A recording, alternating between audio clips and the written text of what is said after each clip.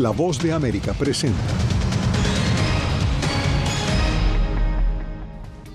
Nuevos aranceles anuncia Estados Unidos, 25% de gravamen a importaciones de aluminio y acero. Hamás acusa a Israel de violar acuerdo de alto al fuego y aplaza la liberación de más rehenes. Corte Federal de Estados Unidos impide traslado de 3 migrantes venezolanos a la base militar de Guantánamo. Y al menos 50 muertos deja volcamiento de un autobús en el norte de Guatemala.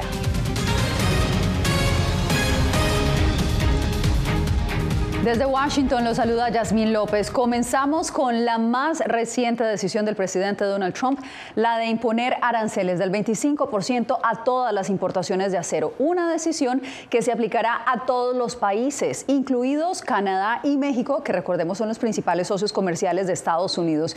Jacopo Luzzi nos acompaña desde la Casa Blanca. Jacopo, ¿qué se espera de este decreto? Yasmín, estamos a la espera de la firma de este decreto sobre los aranceles al acero importado en Estados Unidos. En los próximos días también se esperan aranceles sobre el aluminio y una medida para igualar las tasas arancelarias con los países que imponen gravámenes a Estados Unidos, por ejemplo, la Unión Europea, así como a una variedad de industrias claves como el cobre, los productos farmacéuticos y los semiconductores. Escuchamos ahora lo que dijo el domingo el presidente. Será genial para todos, incluidos los demás países. Pero si ellos nos cobran el 130% y nosotros no le cobramos nada, no va a seguir siendo así. Todos los países serán recíprocos, eso es correcto, todos.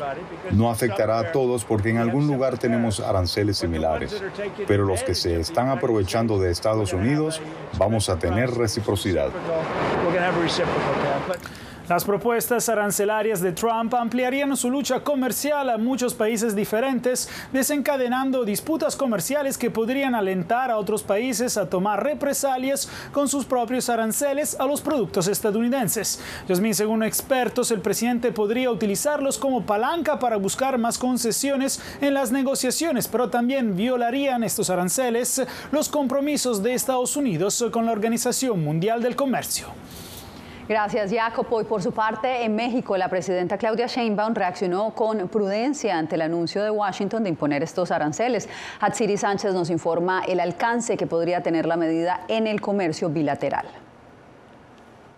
La mandataria mexicana Claudia Sheinbaum se mostró cautelosa a los aranceles de un 25% que Estados Unidos impuso sobre el acero y el aluminio. Nos enteramos igual por la publicación del día de ayer en los medios. Vamos a esperar, es como digo, cabeza fría en esto, vamos a esperar a ver si anuncia hoy algo y a partir de allí pues tomaremos nuestras definiciones. El presidente Donald Trump está dispuesto a responder a las medidas comerciales que adopten otros países. Expertos económicos y en el sector afirman que estos aranceles representan un golpe fuerte a la economía de México y de Estados Unidos. Va a ser una afectación muy fuerte para la economía mexicana, en particular para el sector manufacturero en nuestro país y más directamente para el sector automotriz de México.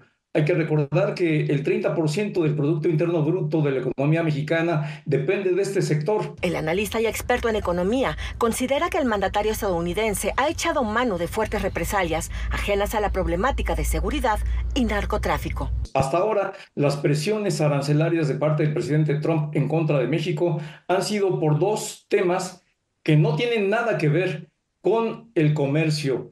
Es el uso de un arma arancelaria en contra de uno de sus principales socios comerciales de Estados Unidos, México, para lograr abatir la exportación de fentanilo desde México a Estados Unidos. Estados Unidos es el principal receptor de las exportaciones de acero y aluminio de México, siendo responsable de más del 80% de los envíos de estos productos. Ambos países se encuentran en una tregua arancelaria de 30 días para rubros distintos al acero y aluminio. Hatsiri Sánchez, Voz de América, México. En noticias internacionales, el grupo militante Hamás anunció que interrumpe las liberaciones de rehenes, acusando a Israel de violar el acuerdo de cese al fuego. Desde Tel Aviv, Pilar Cebrián nos envía el reporte. ha ocurrido hace pocos minutos. Hamás ha declarado que aplaza las liberaciones previstas para este sábado por las continuas violaciones, han dicho, del alto el fuego por parte de Israel. Dicen que no está entrando suficiente ayuda humanitaria en Gaza, que continúan los disparos contra la población y que no se está permitiendo a los gazatíes regresar a sus casas del norte. Pero sin ninguna duda esta decisión ha llegado después de que Donald Trump hiciera unas declaraciones sobre sus planes urbanísticos en Gaza.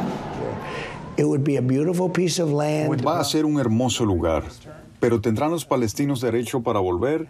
No, no lo tendrán, porque tendrán mejores viviendas, mucho mejores. Estoy hablando de construir un lugar permanente para ellos, porque si tienen que volver ahora, van a pasar años antes de que... Ahora no es habitable. Horas después de esta entrevista, Hamás ha anunciado que pone en pausa el acuerdo. Rápidamente, ciudadanos israelíes han acudido a la sede del gobierno. A gritos han pedido que no se rompa el alto el fuego. Todo esto ocurre después de que el gobierno israelí haya hecho todo lo que podía para incumplir las reglas y no ser claro sobre el acuerdo. Todo el mundo sabe que Netanyahu es un mentiroso, que no quiere seguir con el acuerdo y pasar a la segunda fase. La tregua, que ha costado 14 meses en negociarse, se encuentra en el momento más frágil. Este pasado fin de semana, el mal estado de los 3 rehenes, visiblemente escuálidos, ha llevado a la población a exigir con urgencia que salgan cuanto antes los 39 rehenes que quedan con vida.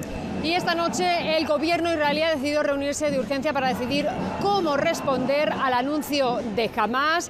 Además, nos encontramos en una semana en la que se iba a comenzar a negociar una tregua permanente para Gaza, pero en los últimos acontecimientos han puesto en pausa el alto el fuego y, de momento, las liberaciones que estaban previstas para este fin de semana han sido aplazadas. Pilar Cebrián, Voz de América, Tel Aviv, Israel.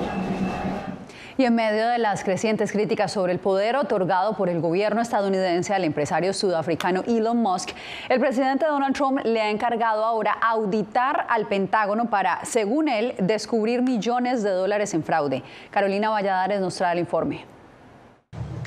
¿Confiar en Elon?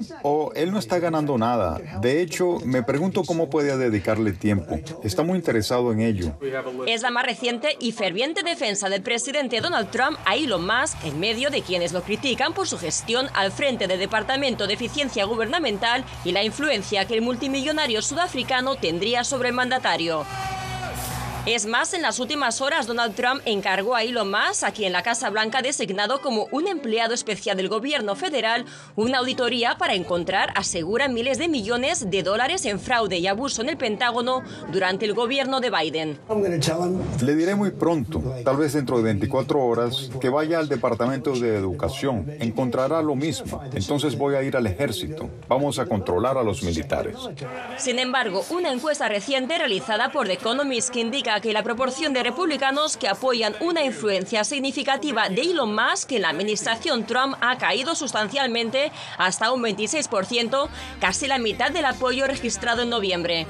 Desde que Trump asumió el cargo, Elon Musk ha tomado una serie de medidas que han hecho que algunos críticos cuestionen la base legal de su autoridad.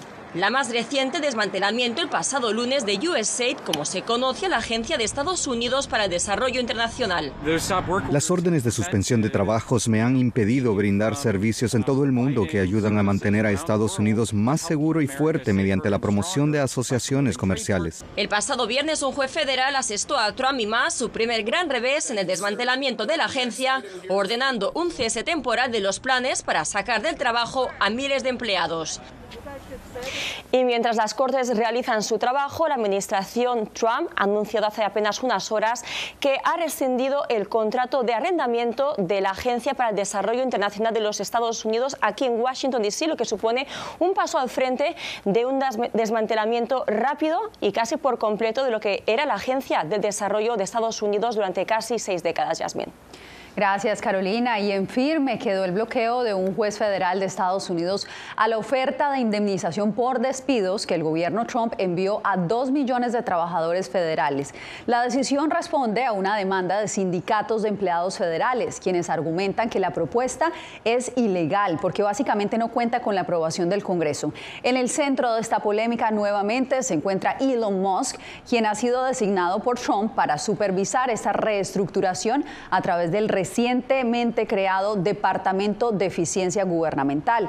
El juez dijo este lunes que considera mantener el bloqueo por un periodo más largo. Y en más noticias, este lunes llegará a Venezuela el primer vuelo de migrantes deportados por Estados Unidos. Esto sucede un día después de que una corte federal bloqueara el traslado de 3 migrantes venezolanos a la base militar de Guantánamo en Cuba. El informe completo lo tiene José Pernalete. El traslado a Guantánamo de inmigrantes venezolanos presuntamente vinculados al Tren de Aragua ha sido bloqueado temporalmente por un juez federal de Nuevo México, una decisión que obedece a una demanda introducida por organizaciones sin fines de lucro. La Unión de Libertades Civiles Estadounidense, ACLU, por sus siglas en inglés, fue una de ellas y esgrime que trasladarlos a esa base militar les impediría el acceso a la defensa.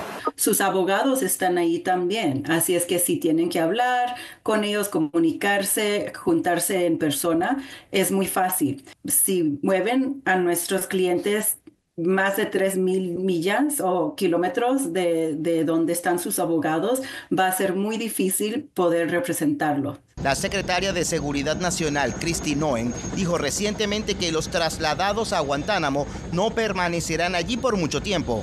Hola a todos, estoy aquí en la bahía de Guantánamo supervisando algunas de las operaciones que estamos llevando a cabo para albergar a los peores de los peores y a los criminales ilegales que están en los Estados Unidos de América. La decisión del tribunal solo impide el traslado de estos 3 inmigrantes. Uno de los argumentos legales de peso, según abogados constitucionalistas, es la incertidumbre sobre personas que no tienen un juicio o antecedentes por crimen violento. El hecho es de que si hubieran sido criminales, si hubieran cometido algún delito en este país, estarían cumpliendo sentencia por delitos cometidos en este país. Para otros expertos, esta decisión demuestra el valor de la separación de poderes en Estados Unidos y por ahora se debe estudiar cada caso de estos inmigrantes que no fueron deportados. José Pernalete, Voz de América. Y mientras el gobierno federal sigue endureciendo sus políticas hacia la migración irregular, estados como Mississippi y Missouri debaten proyectos de ley que buscan crear la figura de cazarrecompensas. Laura Sepúlveda nos cuenta en qué consiste esta iniciativa y a quiénes impactaría. Cazarrecompensas certificados que provean información útil para detener personas indocumentadas con planes de deportación ha sido la propuesta que legisladores de Mississippi y Missouri han sometido a votación. El plan, ya enterrado en el Congreso de Mississippi, avanza en el otro estado. Este proyecto de ley busca crear un programa de inmigración a nivel estatal. Tendremos al Departamento de Seguridad Pública realizando investigaciones, al igual que el Servicio de Inmigración. Habrá una línea telefónica para denuncias que el Departamento de Seguridad Pública puede usar para iniciar investigaciones. Organizaciones no gubernamentales advierten que ofrecer recompensas de hasta $1,000 por persona crearía una carga económica importante para el Estado y provocaría un aumento de intimidaciones para un sector de la población. Puede ser que las personas busquen identificar a personas que ya conocen o que tienen algún rencor en contra de ellos, siendo indocumentados con antecedentes criminales o no. Y en otra puede ser para tratar de decirles que si no colaboran, que si no cooperan o que si no hacen lo que ellos dicen, los pueden referir a ICE. El promotor de la ley en Missouri, quien asegura que su propuesta ha sido mal interpretada, aclara que esta no autoriza la solicitud selectiva de documentos. Según la ley, es totalmente ilegal. No se puede hacer eso. Las autoridades no pueden acercarse a una persona en suelo estadounidense y decirle, muéstreme sus papeles. No se puede hacer. La policía no puede hacerlo. De hecho, los agentes federales no pueden hacerlo sin una orden de detención. La Constitución estadounidense asigna responsabilidades migratorias solo a agentes federales. Pero a partir de la figura de invasión de propiedad, estados como Texas han logrado procesar a quienes cruzan de manera irregular. Laura Sepúlveda, Voz de América. Cuando volvamos, hay luto en Guatemala. Un trágico accidente de tránsito deja más de 50 fallecidos y numerosos heridos.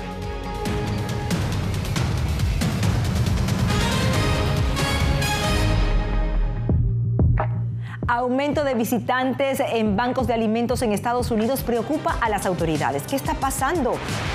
Descubrimos la versión moderna del Arca de Noé. No abriga a una pareja de cada animal de la tierra, pero sí a especies en peligro de extinción. La música sirvió de inspiración y refugio a un médico colombiano que le cambió la cara a su propia adversidad. ¿Se anima a saber qué más tenemos en Visión 360? Búscanos en vozdeamerica.com. Soy Jacopo Luzzi, reportero de La Voz de América aquí en Washington, D.C. Ya sea informando desde el Capitolio, desde la Casa Blanca, cubriendo el impacto del cambio climático, el impactante tema migratorio, o subir en un avión y cruzar medio mundo para estar en el lugar de la noticia con la información precisa y veraz. Este es mi compromiso como periodista, un compromiso de vida profesional que comparto con ustedes, porque en La Voz de América la prensa libre importa. La Voz de América presenta testimonios de tolerancia directamente desde el corazón de una de las regiones más conservadoras de Estados Unidos. Historias de personas determinadas a derribar estereotipos, viviendo de manera auténtica en el hogar de los valientes. Encontraron su libertad. Disponible en todas las plataformas de La Voz de América. Nunca pensé pasar 2 años y 7 meses en la prisión por nada más pensar diferente a las autoridades de Nicaragua. Una vez que bajamos del avión, acá en Estados Unidos, en Washington, nos damos cuenta que estamos libres porque no sabíamos si también veníamos a una cárcel, no sabíamos nada. El cuerpo como que siente el aire puro, la diferencia a estar en una prisión, ¿verdad?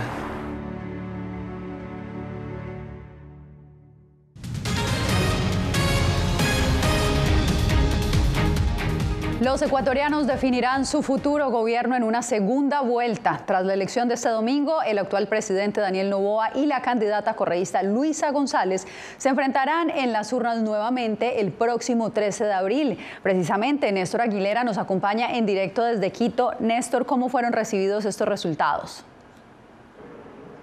Con enorme expectativa de parte de ambas candidaturas finalistas que ya planifican eventuales alianzas de cara a lo que será la segunda vuelta electoral programada para el próximo 13 de abril. Gracias por ser parte. Tras horas de incertidumbre, luego del cierre de las votaciones, el Consejo Nacional Electoral determinó que los candidatos Daniel Noboa y Luisa González alcanzaron el 44,28% y el 43,86% respectivamente. Horas antes, la titular del organismo electoral anticipó un escenario de segunda vuelta. Las y los ecuatorianos volveremos a las urnas el próximo 13 de abril. Los dos finalistas reaccionaron de diferente forma luego de conocerse el resultado. Noboa, a través de una publicación en X, agradeció a sus votantes y los invitó a seguir luchando. González, en cambio, habló de un triunfo y destacó la necesidad de invertir más en lo social. Yo invito una vez más, como lo hice meses atrás, invito a la unidad de aquellos que querramos hacer y construir una agenda conjunta que nos lleve a esa dignidad y a esa paz que buscamos. El analista Santiago Caguasquí subrayó el alto grado de polarización de la sociedad ecuatoriana, que determinó el resultado de este domingo y llevó al balotaje a la derecha, representada por ADN, y la izquierda, personificada en la Revolución Ciudadana, en desmedro de las otras 14 opciones que participaron. Estos dos movimientos han aglutinado alrededor del 90% de las preferencias electorales y esto, sin lugar a dudas, va a tener una repercusión en el legislativo. La segunda vuelta electoral se desarrollará el próximo domingo 13 de abril. El próximo mandatario tendrá como uno de sus grandes retos también poder definir políticas a mediano y largo plazo con una asamblea que muy probablemente también será opositora en uno u otro caso. Yasmín. Gracias, Néstor. Era Néstor Aguilera, corresponsal de La Voz de América en Ecuador. Bien, y Guatemala está en luto nacional por la muerte de más de 50 personas que viajaban en un autobús que cayó al fondo de un barranco. Eugenia Sagastume nos da los pormenores. Eran las 4:19 de la madrugada del lunes cuando un bus del transporte público fue captado a toda velocidad por un sector de la zona 6 de la capital de Guatemala, segundos antes de caer al abismo. Socorristas contabilizan más de 50 fallecidos. Ya son 5 horas de búsqueda y rescate que se ha efectuado. Lamentablemente, pues ya hay una cifra preliminar de 51 personas fallecidas. Por la cantidad de víctimas mortales, se instaló una morgue provisional en un salón comunal cercano, a donde llegan familiares de las víctimas en busca de información. Una de las hipótesis es un fallo en el sistema de frenos, pues según autoridades, el bus siniestrado tenía 30 años en funcionamiento. Es un bus modelo 1995. Mientras, el presidente declaró luto nacional. Nos solidarizamos con las familias de las víctimas de esta tragedia que hoy amanecen con una noticia que los desgarra a ellos como familias, pero nos desgarra a nosotros como nación. He decidido decretar luto nacional. El último cadáver que fue recuperado fue el del conductor, que será analizado por el Instituto de Ciencias Forenses para descartar que estuviera al volante bajo efectos de droga o alcohol. 10 personas heridas se recuperan en hospitales de la capital. Eugenia Sagastume, Voz de América, Guatemala. Bien, y para que usted pueda seguir el desarrollo de esta y otras noticias, los invitamos a escanear el código QR que en este momento está viendo en pantalla. Así podrá tener acceso a nuestra página web, vozdeamerica.com. También pueden seguirnos en nuestras plataformas de La Voz de América. Nicaragua acusa al Vaticano de violar su soberanía. ¿Qué hay detrás de esta acusación? Le contamos en breve.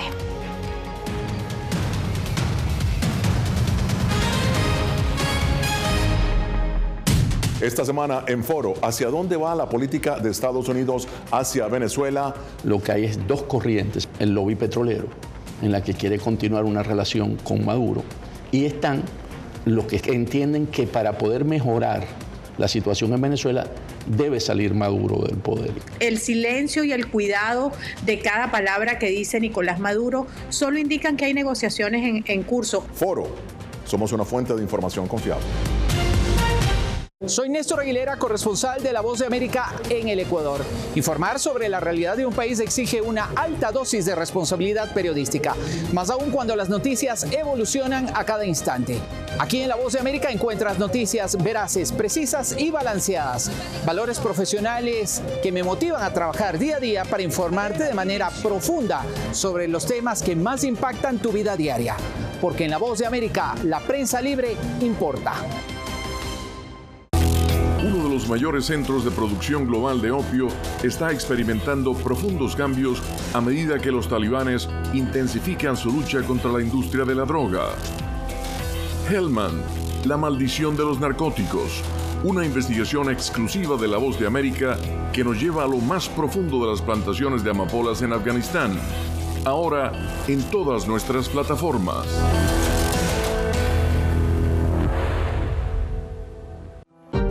Hola, soy Oscar Ortiz Barahona, corresponsal La Voz de América. Ser La Voz de América desde Honduras me permite conectarme con todos ustedes, nuestras audiencias en todos los países del continente, ofreciendo información veraz sobre los temas que más te impactan. Honduras y los Estados Unidos han ejercido labores humanitarias. Más de 40 viviendas. Desde perspectivas humanas y con base en hechos, te informamos para que seas tú quien formes tu propia opinión, porque La Voz de América, la prensa libre, importa.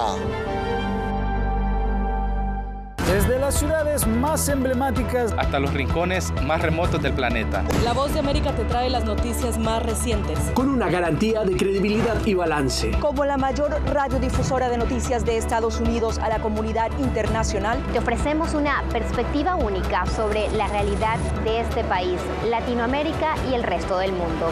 Ya sea a través de radio, televisión, web o redes sociales, estamos a tu lado en cada plataforma.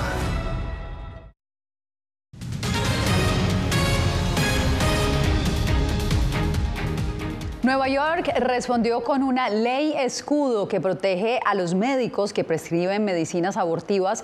Esto luego de que el estado de Luisiana acusara de cargos graves a una doctora neoyorquina por una de estas recetas médicas. Ángela González tiene más información. La gobernadora de Nueva York, Kathy Hochul, firmó una ley que protege la identidad de los doctores que prescriben medicinas abortivas. Esto luego de que se conociera el nombre de una doctora residente de Nueva York que envió por telemedicina píldoras abortivas a una paciente embarazada menor de edad en Luisiana. La doctora Margaret Carpenter recibió cargos y es buscada por los fiscales de este estado. Esta doctora simplemente respondió a un pedido de ayuda y a cambio ahora enfrenta un cargo de delito grave que la somete a una pena de prisión de hasta 5 años y multas de hasta $50,000. La gobernadora de Nueva York pidió a otros estados adoptar leyes similares mientras el debate sobre los derechos reproductivos bajo potestad estatal se recrudece. Luisiana tiene una de las leyes más restrictivas de la nación sobre el aborto. Caos y confusión para los médicos, porque un médico no es un abogado. Entonces ahora resulta que antes de yo proveer atención médica, tengo que hablar con mis abogados o los abogados de mi clínica, de mi hospital, para preguntarles si puedo o no puedo. Y además de eso, algunas prohibiciones estatales son muy estrictas. La telesalud, cuyo auge se dio durante la pandemia, no debería ser castigada, dice este ginecólogo. Los principios básicos de la telemedicina deberían basarse en la ubicación del proveedor y no en la del paciente. La ley escudo protege a los médicos solamente en la jurisdicción donde es emitida, lo que terminaría limitando la movilidad de los doctores a estados donde les formulen cargos. 18 estados, incluidos Nueva York, han aprobado leyes que protegen a los médicos de ser procesados en otras partes del país. Ángela González, Voz de América, Nueva York. Vamos ahora con información de Nicaragua, donde el gobierno de Daniel Ortega acusó al Vaticano de violar la soberanía del país centroamericano. Donaldo Hernández nos cuenta por qué. El gobierno de Nicaragua acusó este domingo al Vaticano de violar las leyes del país, tras mantener a Rolando Álvarez como obispo, pese a que fue desterrado a Roma en enero del año pasado. El Estado Vaticano pretende disponer sobre cargos y poderes que otorgan en Nicaragua a personas que dejaron de ser nicaragüenses. Ese Estado Vaticano, depravado, pedófilo, denunciado así en todo el mundo, que en estos tiempos todavía desconoce virtudes, derechos y se alía con las fuerzas de la oscuridad. Rolando Álvarez estuvo en prisión por más de un año por supuesta traición a la patria. En una reciente entrevista explicó que el Papa Francisco lo mantiene como obispo de las ciudades de Matagalpa y Estelí, en el norte de Nicaragua. Fui ordenado obispo para Matagalpa, soy cabeza visible de Matagalpa y administrador apostólico de Estelí y lo seguiré siendo hasta que Dios quiera. Líderes religiosos de Centroamérica se han solidarizado con la Iglesia Católica de Nicaragua por el destierro de más de 100 sacerdotes, entre ellos 3 obispos. Nos sentimos muy unidos espiritualmente a la Iglesia de Nicaragua, con la cual obviamente compartimos la misión. No cesamos de orar por la Iglesia de Nicaragua para que el Señor les fortalezca y les anime en el cumplimiento de la voluntad de Dios. En repetidas ocasiones, el Papa Francisco ha expresado su cercanía con la Iglesia Católica de Nicaragua e insiste en un diálogo con las autoridades. Donaldo Hernández, Voz de América. Hacemos una nueva pausa y ya regresamos. Se nos acabaron las esperanzas, muchachos. 2 venezolanas que dejaron atrás las dificultades de su patria derrumbada. Ahorita me veo como que aquí no puedes estar y aquí tampoco puedes estar. Ahora se enfrentan a la xenofobia, la soledad y la falta de oportunidades en un nuevo país donde viven atrapadas en un limbo. En ningún lugar, una historia de lucha y desarraigo. Ahora, en todas las plataformas de La Voz de América. Que empiecen a callar a periodistas, que empiecen a callar medios. Periodismo, la prensa libre importa. Una producción especial de La Voz de América. Porque al final lo que está en juego no solo medios de comunicación, sino la democracia de un país. Disponible en vozdeamerica.com. Soy Celia Mendoza, corresponsal internacional de La Voz de América.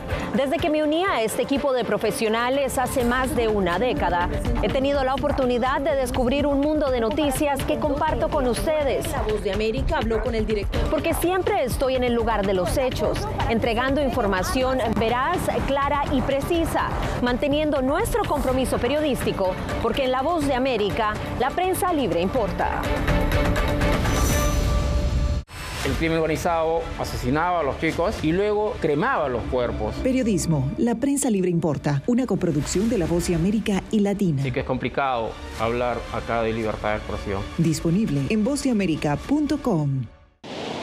Algo he aprendido estos últimos años y es el darme cuenta de que nosotros podemos planear todo, pero que la vida tiene cosas para vos que no te imaginas. Me duele porque estoy aquí por ese país que hoy me quitaron. Yo siempre he dicho que la libertad está en la mente. Y el hecho de que tu cuerpo esté en un lugar no significa que no sos libre. Siempre me sentí libre, incluso estando presa me sentí más libre, porque pude darme cuenta que si estaba ahí es porque realmente he elegido qué hacer con mi vida.